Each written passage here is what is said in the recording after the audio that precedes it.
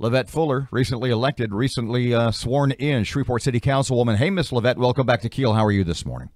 Good morning. Well, I woke up feeling pretty sad. Yeah, we're all sad, LeVette, and Midway's kind of the dividing line. Part of it's in your district, part of it's in Mr. Green's district. We have a police officer, a young, vibrant, new graduate of the academy who's no longer with us. Tell us how you heard about it.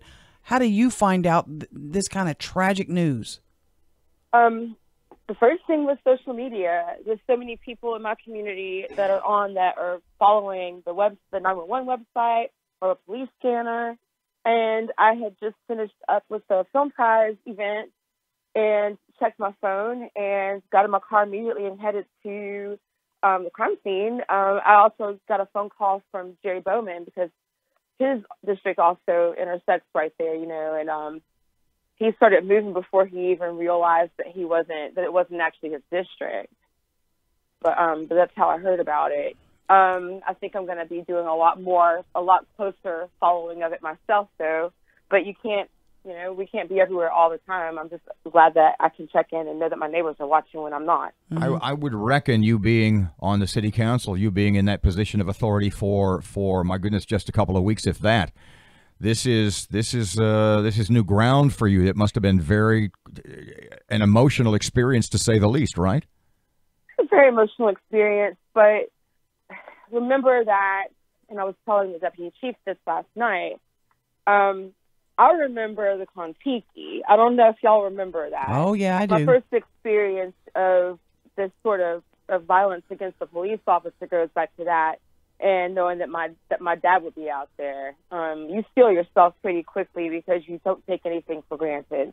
And I don't have rose-colored glasses on about the state of our community right now as far as violent crime. LeVette, we're talking to LeVette Fuller, Councilwoman District B. A lot of the information about this has been on social media. I know the police want to guard the information that gets out. What can you share about this? Do we know if it was indeed domestic related, as a lot of people have been saying? None of that has been confirmed to me, so I don't feel comfortable trying to make a statement like that. Gotcha. That's where I am on that. Okay. I think it's a lot more responsible for us to wait until we have all of the information that could be at our disposal. I'm almost at a loss for words today. Do you feel the same? I mean, what do you say to the family? Did you go to the hospital too? How do you even... I did not go to the hospital. I knew the mayor was at the hospital, and there's a certain point where you're overwhelming people that are going through a lot, and I don't want to exploit someone's emotional stress, because really what you need around you is your family, and I think that the mayor is the appropriate person to do that. But I will be contacting the family. And I don't know what you say to someone other than offering our thoughts and prayers. But I'll tell you this, beyond this family, this community needs to do more than pray and think. We're going to have to figure out a way to live together and to deal with mental illness, to deal with violent crime and the fact that it just should not be happening. And we're at a reckoning, Erin. Not to imply that you ever took the job. My goodness, why would someone run for city council and take the job lightly? But an incident like this, probably, especially 14 to 21 days into your term, probably gives a new weight, a new gravity to the responsibility you've undertaken. Is that fair? Well, I will repeat. I do not have any delusions about the state of crime and violent crime in our community. And it's one of the reasons that I wanted to have a job, is so that I can work with people that actually come up with solutions. Your message to police officers today who are dealing with this tragedy? I want to provide my emotional support, and I definitely am praying for them.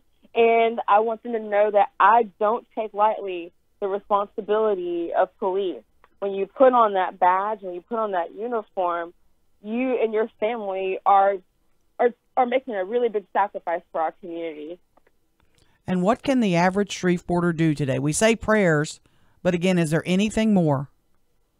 Right now, I think it really is prayers. I think it's thinking about how in your day-to-day life we can make sure that we're having a positive impact on our community.